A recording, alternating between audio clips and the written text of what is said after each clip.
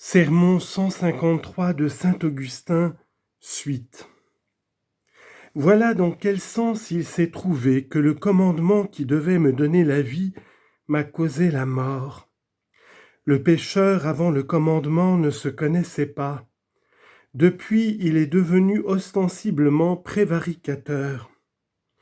Ainsi a-t-il rencontré la mort dans ce qui devait lui communiquer la vie.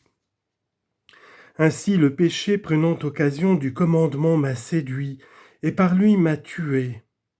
C'est ce qui est arrivé d'abord dans le paradis. Le péché m'a séduit en prenant occasion du commandement. Remarque le langage insinuant du serpent à la femme, il lui demande ce que Dieu leur a prescrit. Dieu nous a dit, répond-elle, vous mangerez de tous les arbres qui sont dans le paradis, mais vous ne toucherez pas à l'arbre de la science du bien et du mal, autrement vous mourrez de mort. Tel est le précepte divin. Le serpent, au contraire, non, dit-il, vous ne mourrez pas de mort, car Dieu savait que le jour où vous mangerez du fruit de cet arbre, vos yeux s'ouvriront et vous serez comme des dieux. Genèse chapitre 3, versets 2 à 5. Ainsi, prenant occasion du commandement, le péché m'a trompé et par lui m'a tué. Ton ennemi t'a mis à mort avec l'épée que tu portais. Avec tes propres armes il t'a vaincu, avec elles il t'a égorgé. Reprends en main ce commandement et sache que c'est une arme pour ôter la vie à ton ennemi et non pour être abattu par lui. Mais garde-toi de présumer de tes forces. Vois le petit David en face de Goliath, l'enfant en face du géant. Cet enfant se confie au nom du Seigneur. Tu viens à moi, dit-il, avec le bouclier et la lance. Pour moi, je t'aborde au nom du Seigneur Tout-Puissant. 1 Samuel 17, 45. Voilà par quel moyen il renverse ce colosse. Il n'en triomphe pas autrement, et cet homme qui s'appuie sur sa force tombe avant même de combattre. Remarquez cependant, mes bien-aimés, remarquez de plus en plus que l'apôtre Paul, pour condamner l'aveuglement des manichéens, fait l'éloge le plus manifeste de la loi divine. Il ajoute en effet, « Ainsi la loi est sainte et le commandement saint, juste et bon. » Que se peut-il ajouter à cet éloge ? Par ce mot, loin de là, saint Paul avait précédemment repoussé une accusation, mais sans louer la loi. Autre chose, effectivement, est de réfuter un reproche, et autre chose de décerner des louanges méritées. Voici le reproche. Que dirons-nous donc ? La loi est-elle péché ? En voici la réfutation. Loin de là.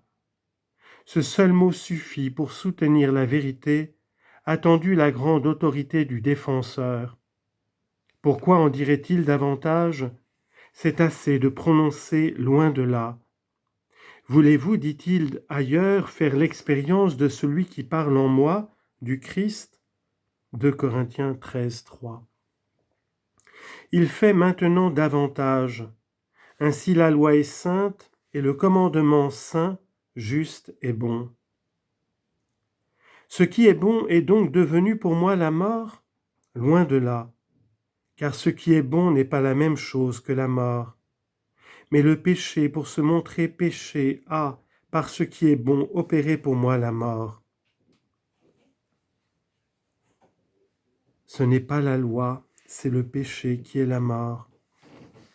Il avait dit précédemment, sans la loi, le péché est mort.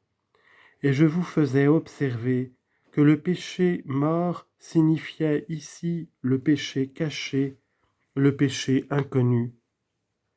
Avec quelle exactitude dit-il maintenant au contraire, le péché pour se montrer péché ? Comment pour se montrer péché ? C'est que j'ignorerais la concupiscence si la loi ne disait « tu ne convoiteras pas ». Nous ne lisons pas « je ne ressentirai point la concupiscence », mais « j'ignorerai la concupiscence ». Ici également, nous ne lisons pas le péché pour exister, mais le péché pour se montrer péché a, par ce qui est bon, opéré pour moi la mort. Quelle mort? De sorte que ces péchés au-delà de toute mesure, puisque ces péchés par le commandement même.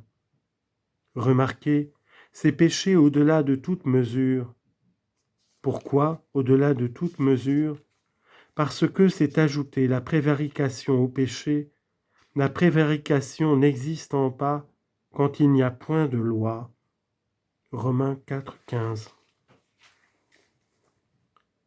Aussi considérez, mes frères, considérez que le genre humain prend sa source dans cette première mort du premier homme. Car c'est par le premier homme que le péché est entré dans ce monde, et par le péché la mort qui a passé à tous les hommes.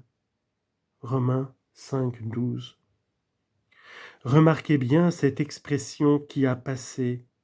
Examinez-en le sens avec attention. La mort a passé à tous les hommes. Voilà ce qui rend coupable le petit enfant. Il n'a point commis, mais il a contracté le péché.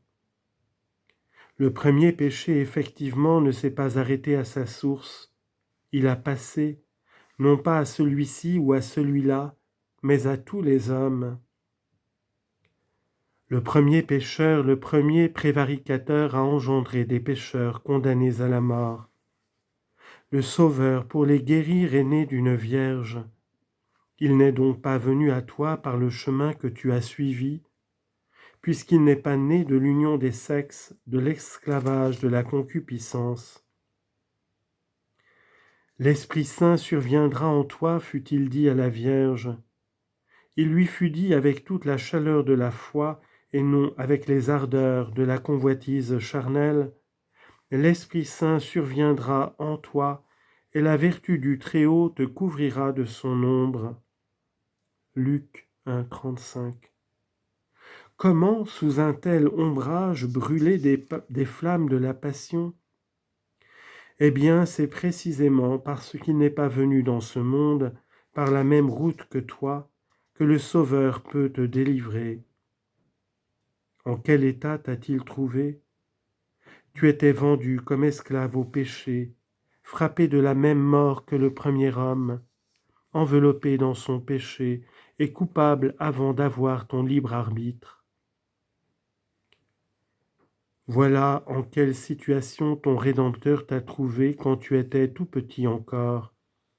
Mais aujourd'hui tu n'es plus enfant, tu as grandi, tu as ajouté de nombreux péchés au premier péché, la loi t'a été donnée et tu es devenu prévaricateur. Prends garde pourtant au découragement, où le péché a abondé, la grâce a surabondé. Romains, chapitre 5, verset 1. Tournons-nous donc vers le Seigneur.